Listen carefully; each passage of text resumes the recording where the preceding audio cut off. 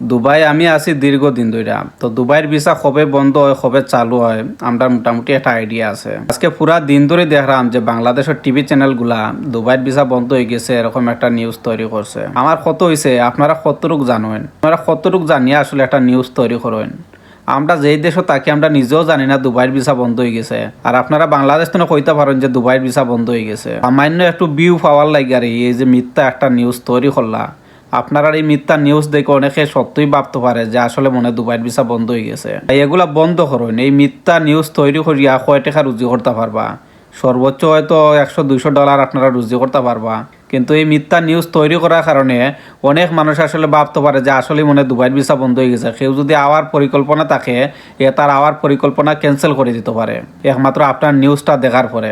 কোন ধরনের বাটপারি চিন্তা করেন, দুবাইয়ের গভর্নমেন্টই জানে না কবে বাংলাদেশের ভিসা বন্ধ হয়েছে, অথচ বাংলাদেশে কইতে পারে। চিন্তা করেন ভাই, তা কোন লেভেলের বাটপার।